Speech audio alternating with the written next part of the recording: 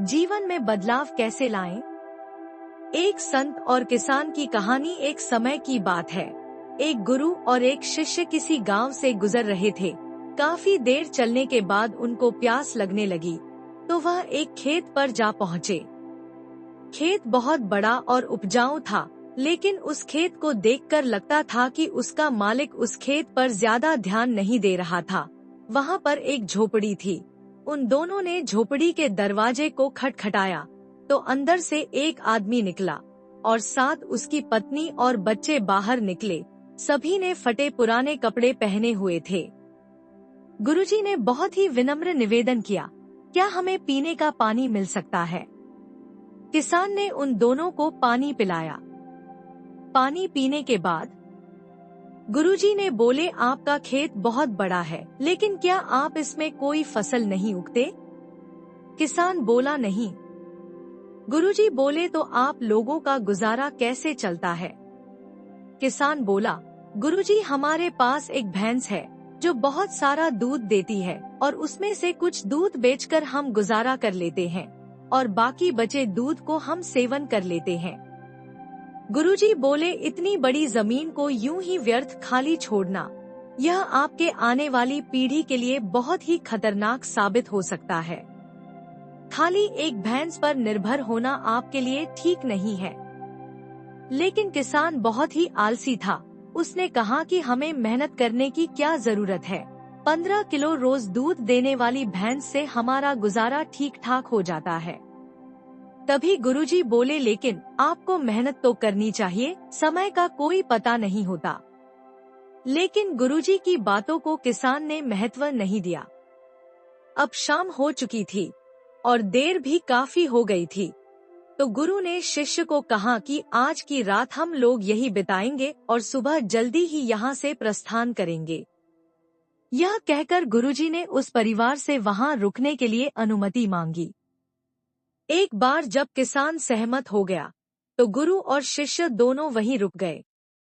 बाद में आधी रात को गुरु ने शिष्य को जगाया और बोले, चलो हमें इसी वक्त यहाँ से आगे के लिए निकलना है और साथ ही इस परिवार की भैंस को साथ लेकर कहीं जंगल में छोड़ देते हैं। शिष्य ने अपने गुरु की बात सुनकर आश्चर्य हुआ। गुरु ने उसको सही मार्ग पर चलना सिखाया था।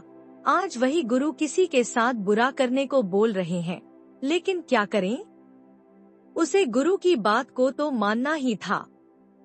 फिर वह दोनों उस किसान की भैंस को लेकर जंगल की ओर चलने लगे और भैंस को काफी दूर लेकर जंगल में ऐसी जगह छोड़ दिया जहां से उस भैंस का वापस आना नामुमकिन था। इस घटना के बाद शिष्य का मन बेचैन सा रहने लगा। लगभग 6 से 7 वर्ष बाद वह शिष्य ने एक बड़ा गुरु बन गया था, लेकिन उनकी मन में उस दिन गुरुजी के द्वारा की गई गलती अभी भी याद था। तो उसने सोचा, क्यों ना उस किसान से मिला जाए। अब तक तो वह बर्बाद हो चुका होगा। उसकी आर्थिक मदद करके उस दिन गुरुजी के द्वारा की गई गलती को सुधारा जा सके। शिष्य उस किसान की मदद करने के लिए निकल पड़ा और काफी देर चलने के बाद वह किसान के घर पहुंच गया। लेकिन वहां पर पहुंचकर वह बहुत ही ज्यादा आश्चर्यचकित हो गया। जो खेत खाली पड़ा रहता था, वहां उसने बहुत ही हरियाली देखी। एक तरफ गेहूं की खेती तो दूसरी तरफ बड़े बड़े फलों के पेड़ लगे हुए थे और साथ ही एक अच्छा सा बड़ा सा घर बना हुआ था।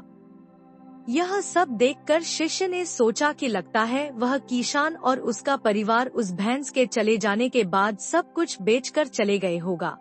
तभी यह सब सोचकर वह शिष्य वहां से वापस जाने लगा, लेकिन अचानक उसने इस किसान को देखा जिसके घर में वह और गुरु रात को रुके थे। तभी शिष्य ने उस किसान से पूछा, अब आपका जीवन कैसा चल रहा है और अब आप क्या काम कर रहे हैं? क्या आपने मुझे पहचाना?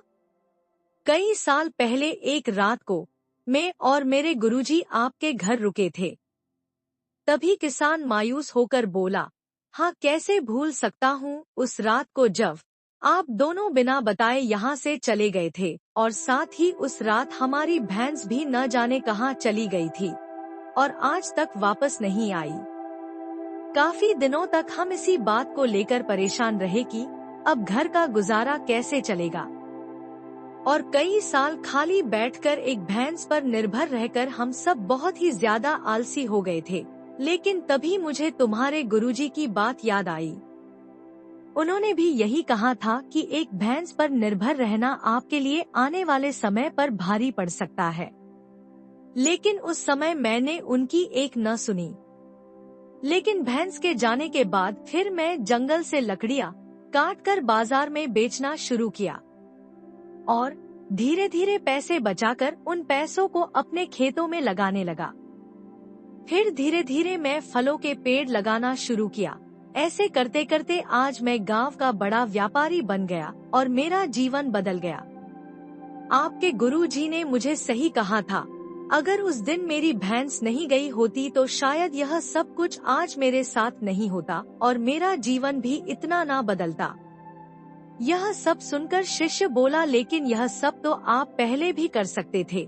किशान ने कहा, बिल्कुल कर सकता था, लेकिन उस समय मेरा काम बिना मेहनत के चल रहा था और मुझे कभी लगा भी नहीं कि मैं यह काम करने में भी सक्षम हूँ।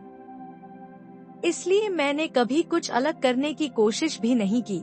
लेकिन जब मेरे पास कोई और चारा नहीं था तो मुझे लगा कि मुझे कोई और दूसरा काम शुरू करना चाहिए, जिससे कि मैं अपने परिवार का अच्छे से पालन पोषण करूं।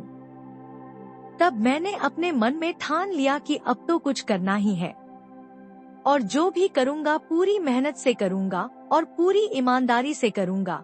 इसी तरह आज मैं सफलता के इस मुकाम पर पहुंचा। दोस्तों, कहीं आपकी जिंदगी में इस भैंस की तरह कोई रुकावट तो नहीं है जो आपको एक अच्छी जिंदगी जीने से रोक रही है। अगर आपको ऐसा लगता है तो आगे बढ़ने की हिम्मत करिए और कुछ अलग करके दुनिया को दिखाइए, क्योंकि हर किसी इंसान में होता है हुनर। बस जरूरत है उस हुनर को बाहर निकालने की, उसे पहचानने की।